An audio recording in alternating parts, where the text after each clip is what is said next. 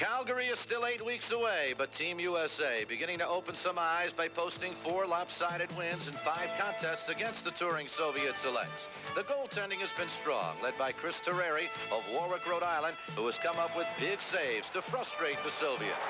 In addition, head coach Dave Peterson has received solid efforts between the pipes from Flowertown, Pennsylvania's Mike Richter. Another key for the Americans, their physical domination, keeping the selects off their game, giving the opposition just one more element to look out for once the Olympics begin. Leading charge in the hitting department, number 26, Peter Lavalette from Franklin, Massachusetts, the big 6'2", 198-pound backliner. For the Soviets, goalies Sergei Cherkas and Alexander Tisnich have performed below par. It has been a powerful American attack that includes Corey Millen from Minnesota, the leading U.S. scorer, and by Brian Leetch, a Connecticut native, captain of the U.S. squad and the key cog on defense for Team USA. Live from Joe Louis Arena in Detroit, Michigan, the Freedom Sports Network presents Team USA versus the Soviet selects.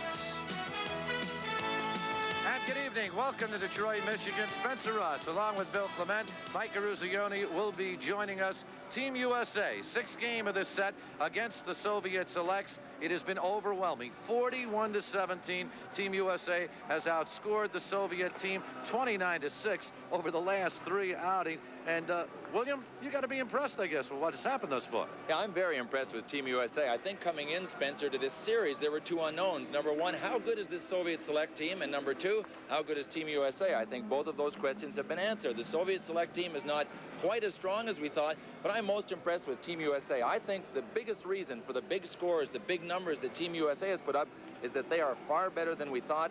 Leading them up front, Corey Millen. You and I had talked about how he is playing the best hockey of his career. It appears as if he's taken it one step further. He has 15 points in these 5 games against the Soviet selects, and now he's even playing better than he was before. Well, along with Corey Millen, the team captain of this Team USA from Cheshire, Connecticut, Brian Leetch, and what Dave Peterson said to us earlier today, he says he's one of these kids, there are certain things you just can't teach him. He knows so much. Exactly, and we asked Coach Peterson about Brian Leetch, and he said, you know what?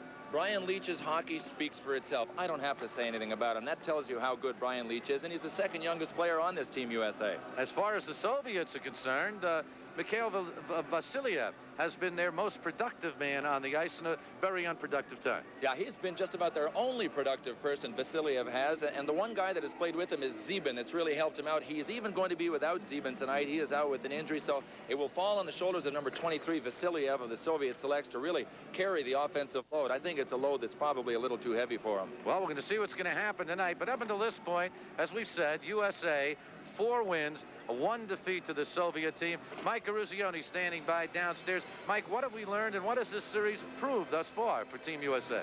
Well, Spencer, I think it's very interesting if you read and listen to what Dave Peterson has to say about this series. He feels he's in a, damned if you do, damned if you don't situation.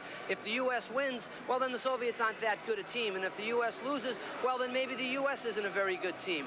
But, maybe the public at home, and I think maybe everybody would rather see a 1-goal game, 4-3, 5-4, and let the conclusion lie in its outcome of how close the games are.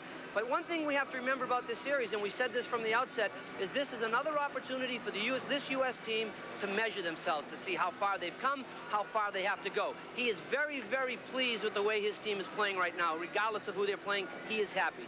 Well, he has to be happy because Team USA tonight will look for its 5th win in 6 outings against this team from the Soviet Union, the Soviet selects. Tonight's game is brought to you by Dodge Cars and Trucks. When you're looking for a great performance on, road, and off, it's got to be a Dodge. By Sure Antiperspirant. Just because your shirt is dry doesn't mean you smell good. Get Sure Antiperspirant and be just as sure about odor as you are about wetness. And by Kmart. Kmart, America's favorite store and proud sponsor of the 1988 USA hockey team. And by Dianetics, America's #1 self-help bestseller. Team USA getting set to face it off against the Soviet selects here in Detroit, Michigan, and we'll get back right after this. Hey, if you're looking for the only front-wheel drive sports car in the world that gives you 2.5 liters of fuel-injected power, protection system and an unbeatable 770 protection plan, all for a new low price of just $89.95. Then look no further. It's gotta be the 1988 Dodge Daytona. Now get 7/7 financing or $770 cash on selected Dodge cars and trucks in stock. Well, you know the bad news. Charlie Carlson is in the meeting of his life, and his shirt is perfectly dry. But that doesn't mean he smells good. Because Under Armour odor isn't visible, he needs total protection. Sure Solid. If everyone would take a look Sure at not only helps protect against wetness, it actually kills bacteria that cause odor. So, Charlie, why go to work with a dry shirt and a false sense of security? Use Sure Solid and be just as sure about odor as you are about wetness. Weekends, days off, don't wanna work no more. Gonna take my time now that it's mine, and I don't wanna be where there's no Coca-Cola. This is the life, these are the real things. You're the heart of it, every day, every way. Coca-Cola's a part of your life. Oh, when Coca-Cola's a part of your life, you can't beat the feeling. Because sometimes the shortest distance between 2 points is not a line, TWA created the Advanced Boarding Pass. TWA kept something in mind when we made our 747 business class seat the widest in the sky. People sometimes cross their legs. Today's TWA. Find out how good we really are. Hi, I'm Morris Jones of WTTG. And I'm Jim Elliott from WAVA. Visit the Caring Tree at Mazza Gallery. And make a child's Christmas happier. For kids' sake. We are ready for the opening face-off. Referee Steve Petrowski will drop it. Matt Shagos and Roger Graf are the linesmen.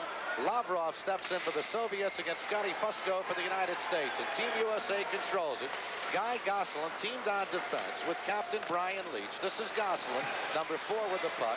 Takes a hit from Mikhail Kravitz, number 22. Leetch begins to move it up.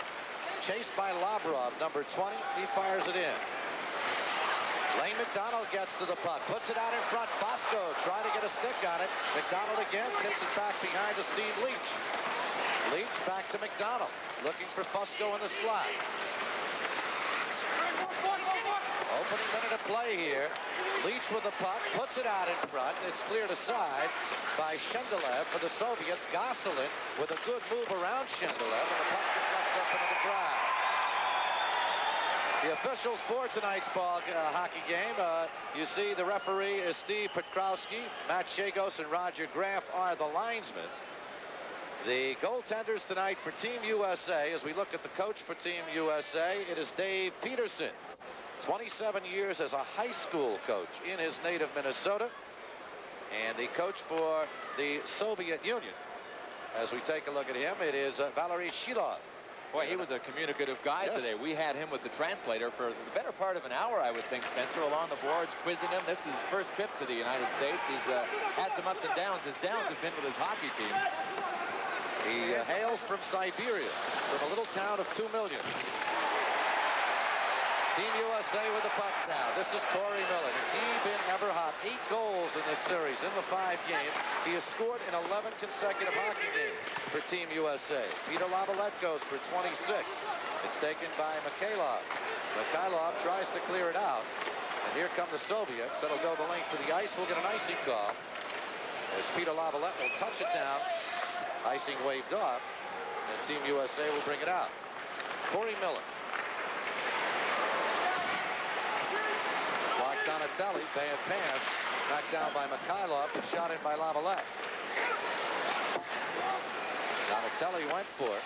Soviets control. This is Vasiliev. We spoke about him earlier. Former member of the Soviet national team. An opportunity here for Andreev. The stick goes flying. As Greg Brown lost his stick and didn't break, he's able to pick it up, and Jeff Norton comes out with the puck. You know, we talked about Vasiliev not being with his line mate Zeben. We just found out that Gerasimov, his other line mate's not here either, so he's got 2 problems. We'll take a break. No score, first period.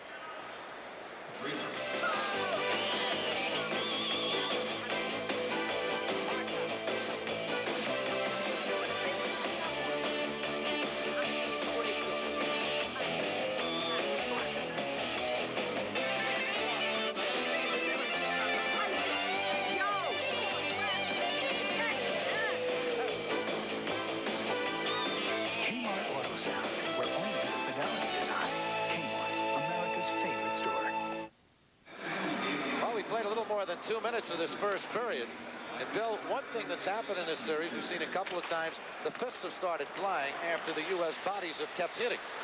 And you wonder if some frustration factor might enter into play tonight. Well, believe it or not, the Soviet translator told me this morning that these players have maintained to her. They were told they were coming over here to play against American university teams. They had no idea. So I think some of them are feeling the frustration of perhaps feeling as if they've been set up a little bit. I don't know if that's quite the way to put it, but in effect, yes, I guess they were. And if we look at Greg Brown, who was a college teammate of Brian Leetch's, real good young hockey player, second-round draft choice of Buffalo. Yeah, he is their youngest player, Team USA's youngest player. Leetch is the second youngest player. I think they're only 5 days apart in age, and they will both turn 20 shortly after the Olympics. 19-year-olders with great careers ahead of them. Shundalev tries to clear it out. It's kept in by Jeff Norton. Norton in the slot. Let's stick in there. Let's go. Kravitz goes for it along with Stevens for Team USA. And Zubkov has it. Vladimir Zubkov for the Soviets skating up. You might have heard a voice. We have a mic on Steve Pietrowski, who is our head official tonight. So if you hear certain comments from the ice level, there's a good chance that they're coming from the mouth of Steve Pietrowski. Frank Gianni getting it down now to Kevin Miller. Gianni tried to feed Miller in front, and Mikhailov broke that one up beautifully. Kravitz tries to clear. No score first period. Mikhail Kravitz with the puck now for the Soviets. Good back checking right there by Team USA's Brant Jones. Gosselin fires it in. No score first period. Foot race here will be easily won by Brian Leetch.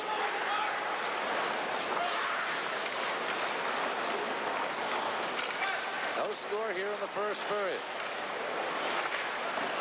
Good save. First big save of the hockey game by the Soviet Union's Alexander Tiznik.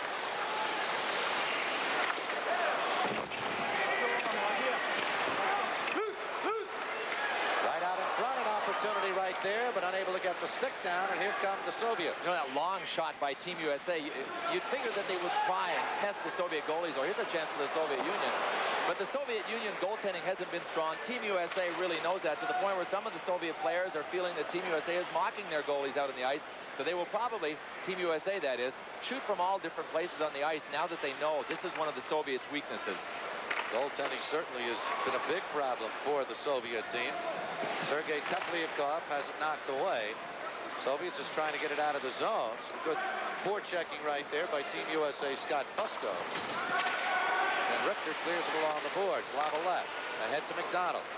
Scoreless game, first period. We have played nearly 5 minutes. Fusco. And unable to find the puck was Maslov.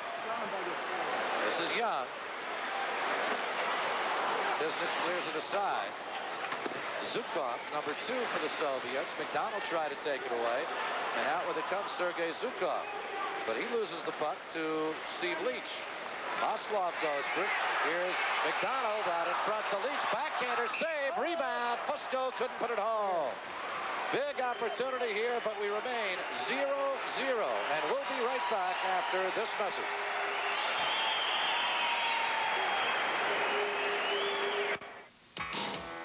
You give your all to all you do. Demand it all from your shampoo. Wash and go for plus. You've got no time for fussy routines, no patience for less than the best. So for your hair, there's only one way to go. Pert Plus puts effective shampoo, full-strength conditioner, fantastic hair into one step.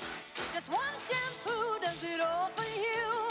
Wash and go. With shampoo, conditioner in one. Pert Plus. He's off early. Scott Fusco makes a nice feed in front and will try and get a rebound from a shovel shot right here. That's about the biggest test Tiznik has had so far in this game. Here's another look at it. A little shovel in front. Hardly any Soviet support back in there. A lot of times the Soviets try and force that transition from defense to offense, Spencer. They're all guilty of it. It doesn't matter what caliber of Soviet team you're playing against. The big national team that will be facing Team USA in the Olympics just executes it better than this team does. And we got a report from the Soviet Union today in the Izvestia tournament. Team Canada coming away with a 3-2 victory over the Soviets. This is Zubkov. And he winds it around. Lopchin could not control, and Team USA's Jeff Norton has it. And a shot in by Tony Granato, who has had a real good series against the Soviets. Zubkov goes for it along with Shendelev, number 6. This is Zubkov. Soviets just having trouble putting anything on resembling a rush. And if you're John Richter, Mike Richter standing down the other end of the ice, you want a shot at the goaltender. You want something to work with. You don't want to stand there for 15 minutes. Yeah, he wants a little bit of a warm-up. He doesn't want it too hot a warm-up, but a small one would be nice. They get an offside on Team USA. Let's go downstairs to Mike Eruzione. Thank you very much, Spencer. You know, one thing, I was talking to Dave Peterson before the game and asked him if he was going to do anything differently tonight or try to work on anything differently. And he said he wanted to keep the puck in the corners. He wanted to work the corners as much as he could. And if you notice so far during the game, when they've dumped the puck in the zone, they've thrown it into the corners and sent 2 men on it right away and tried to work those corners. Well, not having had a chance to speak to Coach Peterson, I'm curious why. Maybe we can find out during the game.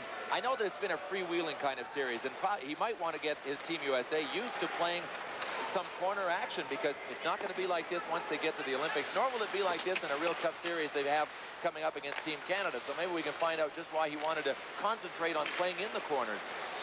Soviets bring it up. Teplyakov, and the shot was saved. Richter got a little work there, and Leetch comes out with it.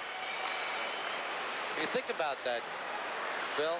At this point, with the overwhelming victories Team USA has had, in many respects, Dave Peterson maybe feels, well, they've learned enough from this team. Now it is getting back to basics and learning some other things. I don't think there's any question Team USA is ready to move on to some other competition. Here's a break. Here's Leetch coming in. Puts it over to Gianni, and he couldn't keep the puck on his stick as the Soviets will come up. Vlasov to Teplyakov. Vlasov is alone in the slot. Knocked down. Vlasov, man, on that pretty feed right out in front. And Team USA counterattacks. Gianni gets into the zone, but is knocked off the puck by Halazov. Peter Lavalette getting it over to Steve Young. Soviets control. Andrei Andreev. And Zubkov back now for the Soviet selects. No score, 12:30 remaining in the first period. Lavalette. Soviets come out pretty feed to Vasiliev. He's coming in, but he's going to be taken down from behind. Young's going to take the penalty.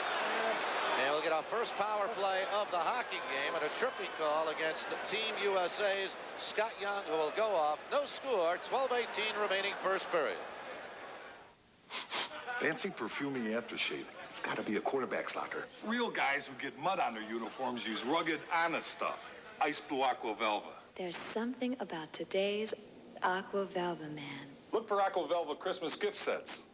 They're going to California for the weekend. It's a frequent flyer thing. 40,000 miles, and they both fly free. I've got 40,000 miles. We're going to the mall. Some airlines make you fly nearly 40,000 miles for one free trip. On Northwest, you get 2. So we're going to get a look at the Soviet power play, which really hasn't been functioning with any kind of efficiency. There's Scott Young trying to pull down Vasiliev. Of course, Scott Young is a recycled forward, and he's back there to give Team USA a lot of depth. So that really would be one of the areas where you would notice Scott Young is a forward playing back there, and that is in a defensive situation when Vasiliev trying to go around him. Right here. Good save there by Richter on the shot by Zubkov. Actually, Vasiliev had no opportunity to get to that puck. It was way out in front of him. Richter would have beaten him to the puck. Let's head downstairs right now to Mike Eruzione. Michael? Yeah, Bill, I got a question for you. The Soviets with only 3 right-handed shots, do you think they're more apt to set up their power play or set up their breakouts where they use the left side?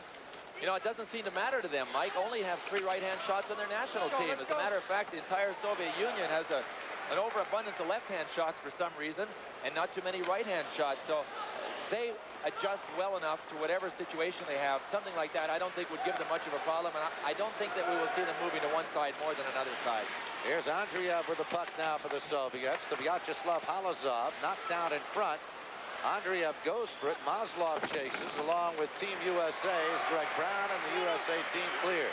Spencer Ross, Bill Clement, Mike Eruzione, the Freedom Sports Network. 11:35 remaining in the first period. No score as Sergei Zubkov comes forward for the Soviets.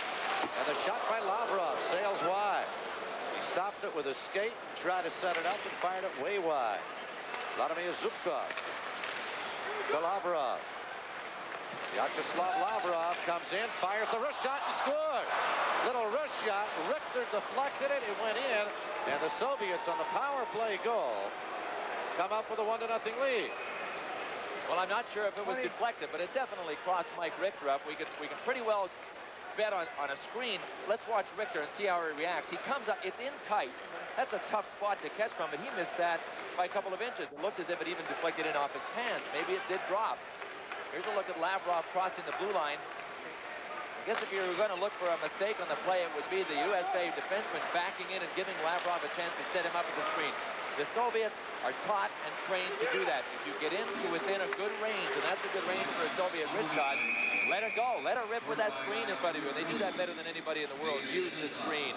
And they come up with a 1-0 lead. We'll take a break from Detroit. 1-0 Soviets.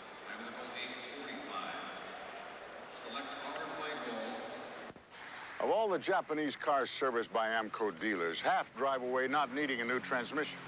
Luck? Skill. To spot the small problems that look like big ones takes experience, and lots of it. In fact, to find a transmission specialist who's fixed more Japanese cars than AMCO, you'd probably have to take your car all the way to Japan. And they don't offer towing. AMCO, AA, MCO. For the power play goal at 8:45, Mikhail Kravitz with the assist for a 1-0 lead for the Soviet Union.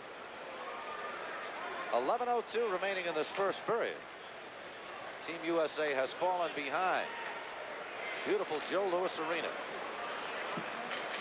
Let me tell you, they're packing this place this year.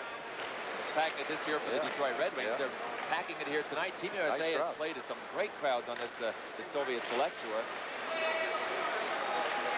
Soviets with a 1-0 lead. Brian Leetch for Team USA, tied up by Lapshin, number 14. Clock on at Donatelli. Gives to Corey Millen. Millen written off the puck. Lapshin takes it away. Millen comes up with the again, puts it out in front. And the Soviets have it. Zubkov, number 7. To Shendelev, number 6. Granato with the intercept. Taken down is Donatelli. Lavrov after it now. Gospel will try and keep it in. Zubkov tries to clear, and the Soviets do. Brian Leetch trailed by Lapshin. 10:20 remaining first period. Soviets lead 1-0. It's a little bit of a pride factor here. This team has been blown out so often by this Team USA, and they want to show America they can play a little bit of hockey.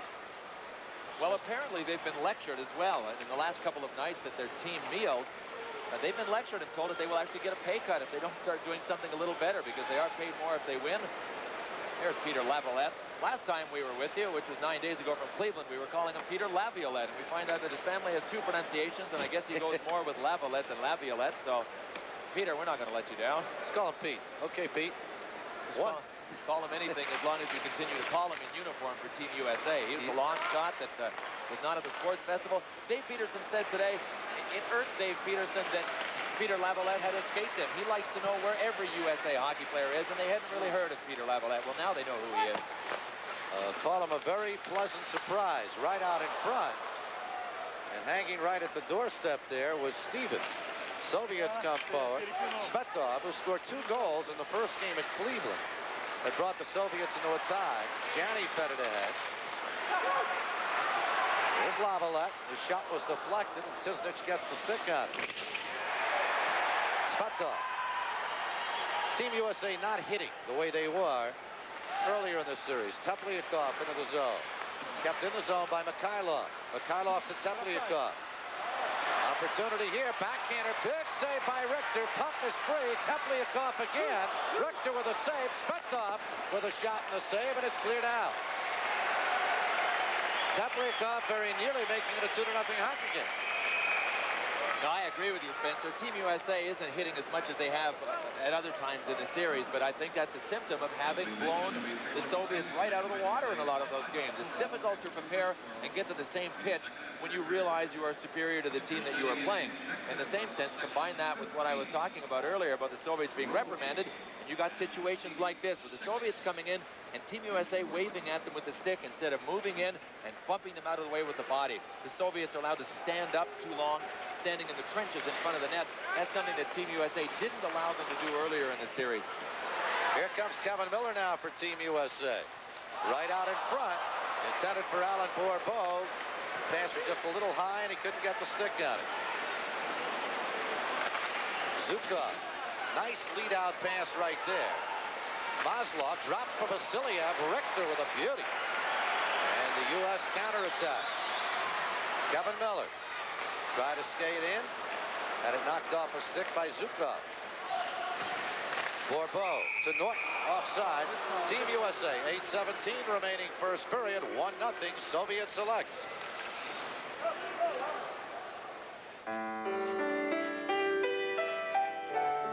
Dear Pop, I know how anxious you must be to get this letter, but I think you'll find it was worth the wait. As you can see, he's got your eyes, your smile, even your stubborn chin. So we thought he should also have your name. Say hello to Jonathan Jr. Merry Christmas, Pop. We're coming home. Christmas and Kodak. Spencer Ross, Bill Clement, Mike Eruzione, Joe Louis Arena, Detroit, Michigan. Team USA trailing 1-0 here in the first period. 8:12 remaining. Zukov taken to the boards by Lane McDonald. Steve Leetch goes for it, knocked off by Lopshin. McDonald puts it in front, and the Soviets will move back out. Zubkov shoots it in. Vladimir Zubkov. Lavrov goes for it. Lane McDonald. Team USA. Some good forechecking here by the Soviets. A good stick check there. Lopshin comes forward. Has Gosselin the beat. And Lopshin taken out of the play and nicely. Leetch. Boy, it's tough to beat Guy Gosselin in a one-on-one situation. Dave Peterson said that he, along with Jim Johansson, here's an opportunity. Lopshin saved by Richter. Peterson was talking about Gosselin, saying that Jim Johansson and Guy Gosselin have come probably farther as hockey players than anybody on this Team USA, and that was a great example of what Gosselin does best. In a defensive situation, very seldom gets beat, and he punishes whoever tries to go around him. Richter comes way out of his nets a little dangerously. Here's an opportunity. Donatelli is in. Drops it off for Millen. Score! No save. Save. What a save. What a save by Tilsnich as Corey Millen, who has already scored 8 goals in this series, made the marvelous deke. And I still don't know how that gentleman came up with the puck. I'm not sure it didn't hit the post. I know one thing. Millen overcompensates on the shot. He can drive it in on a backhand, just pop it into the close side, but watch, he goes, there it is, right off the post. He just overcompensates. He's got the whole net, and he went back to the far side. Nice feed from Donatelli. My worry here was that Millen was going to try and find Donatelli on a back pass. He didn't. He simply just overcompensated for the wide open net. 1-0 Soviets. Will be right back after this message. And another lucky fan plays. If you've thought about going, think about now. Picture yourself in L.A. With TWA's low fares, now you can go. Or enjoy the hottest deals under the sun to beautiful Florida. See Phoenix with fares that make it easy to relax. Or enjoy a great vacation package to Hawaii. TWA has low fares to almost anywhere you thought about going. Today's TWA. Find out how good we really are. Here you see the scoreboard, 1-0 Team USA trailing. Had a big opportunity there, but Corey Millen just a little too much on a wide open net.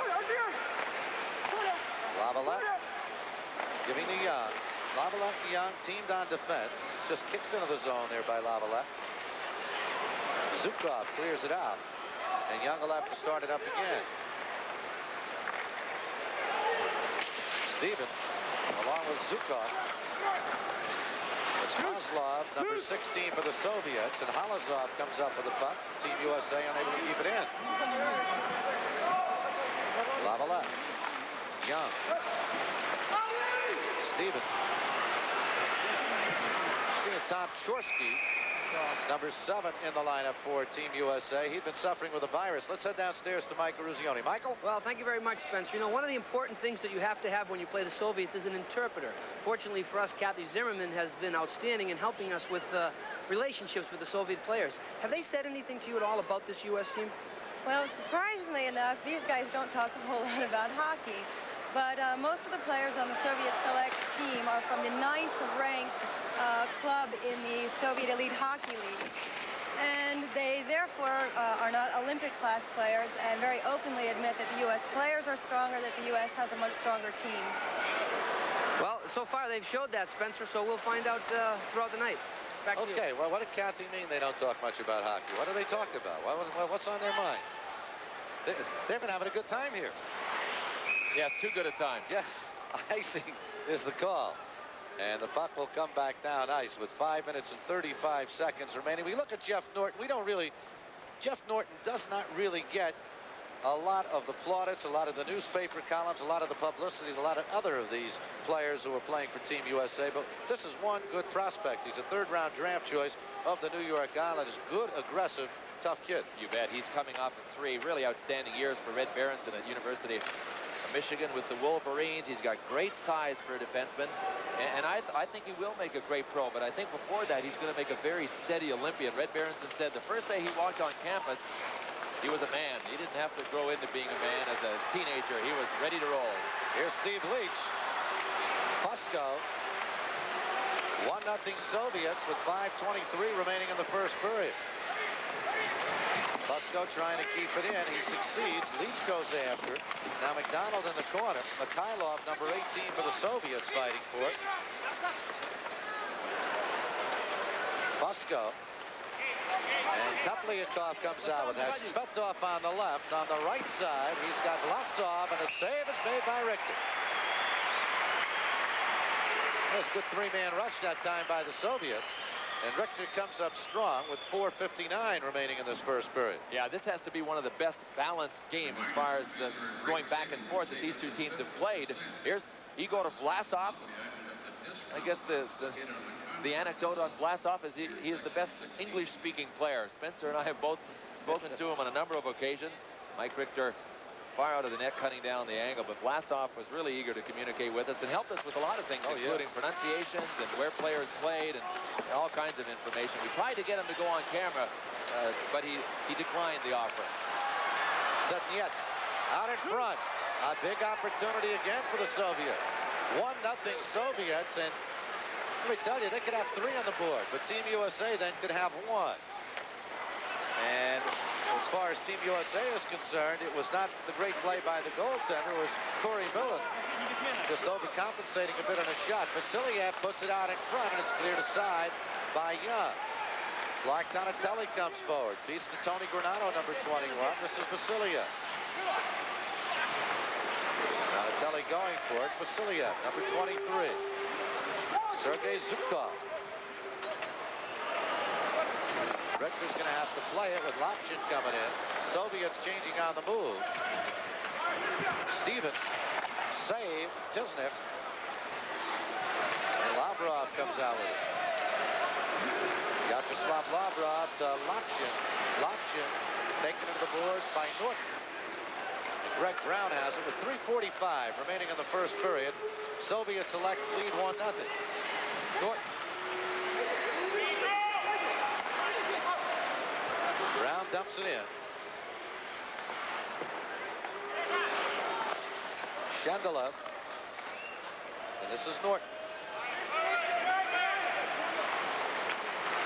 Brown. Johnny, yep, he was offside. No doubt about it. 3:23 remaining first period. Soviet selects leading 1-0. I can't breathe. Before and Afrin. Better. What Afrin does in 5 minutes takes Sudafed over an hour. Blocked. Before and Afrin. Unblocked. It's the #1 recommended nasal spray. This Christmas, why not remember them with a gift that's as easy as sending a card and lets them shop for themselves?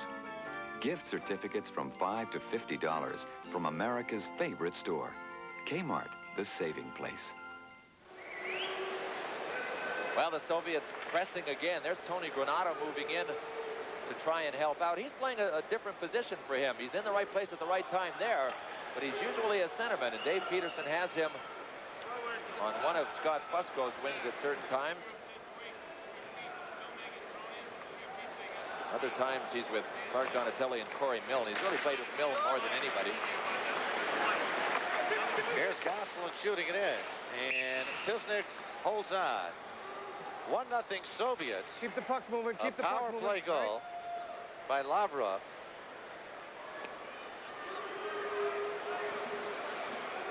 Alexander Tisnik. He's the number 3 goalie for the Soviet Red Army team. He's behind their number 1 national goalie, Evgeny Beloshekin. And it's interesting what the Soviets do. They very seldom put their 2 top National League or national team goalies on the same team, and it's for a very good reason. They only play a 40-game regular season schedule, and they want their 2 goalies to get a lot of work. So if you were playing on the national team, you wouldn't be playing on the same team as Beloshekin. He would be on one team, you would be on the other.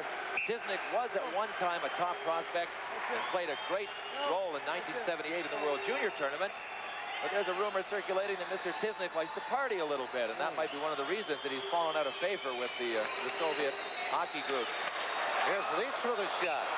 Tisnik, back in '84, replaced Vladislav Tretiak with the Central Army team, but as you say, he has fallen out of favor. Coming up in intermission tonight, after our first period, Mike Eruzione will be talking with Mike Kelly, the national merchandising manager for Dodge Trucks. So you know the Dodge company, very big sponsor of Team USA hockey. Mike and Bill will be analyzing that first period. And we'll also take a look back at what has taken place throughout this series up until the 6th game tonight with some highlights. 1-0 Soviets with 3:05 remaining in this first period. Icing is the call. Guy Gosselin, as you were saying, he hits hard. 5'11", 195 pounds, out of the University of Minnesota. Draft choice of the Winnipeg Jets. Well, Dave Peterson mentioned as well that coming into the Lake Placid tournament, when they took 30 players from the sports festival in North Carolina, Guy Gosselin was a long shot. Now he is definitely in their plans. Mikhailov for the Soviets. And this is Igor Vlasov. Has Tepliakov behind him. A shot deflected wide. Kevin Miller. 2:44 remaining in the first period. And that's an offside on Team USA. Just a little out of sync throughout this first period. Team USA. Kelly Miller's brother. I think he knows his mom's in the stand. Mrs. Miller stopped by and said hello on her way up to her seat. That looked like a rush that was designed for Mom. End-to-ender. Olympian in 1984.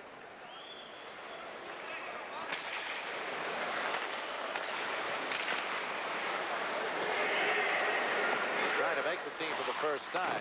Scott Fusco and Corey Miller, the Team USA 1984 Olympian. Here's Vasiliev. Young goes for it. And Peter Lavalette back there. Soviets lead 1-0 as Lane McDonald shoots it out to center. The Soviet goal by Vyacheslav Lavrov and a power play at 8:45 from Mikhail Kravitz.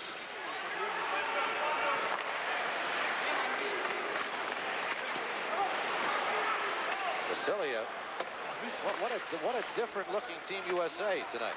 Well, you know what's happening, Spencer. How many times have we seen them try to beat people in the neutral zone? Instead of passing to someone, they're trying to beat people individually, and they've been able to do that in past games.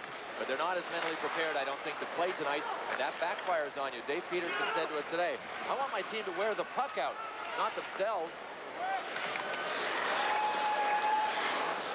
Greg Brown for Team USA. Minute 24 remaining in the first period. 1-0 in favor of the Soviets. Millen shoots it in.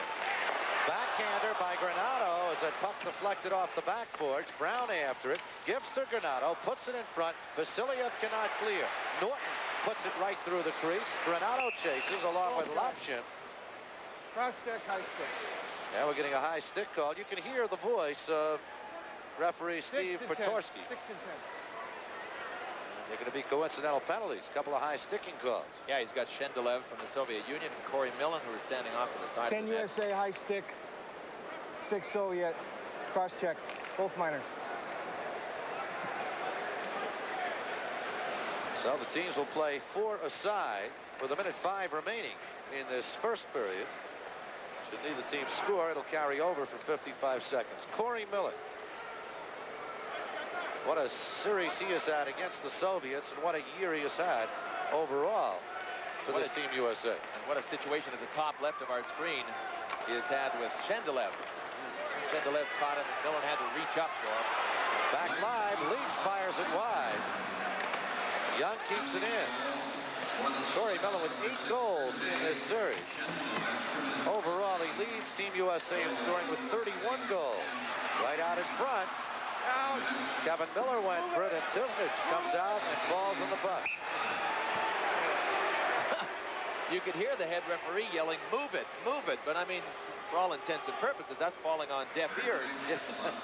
And I'm kind of curious as to why he wouldn't whistle a penalty there, just moving out behind the net to, you know, to smother it against the boards. Delay a game. Shendelev and Millen both off. Shendelev for high sticking, and Millen for a cross check.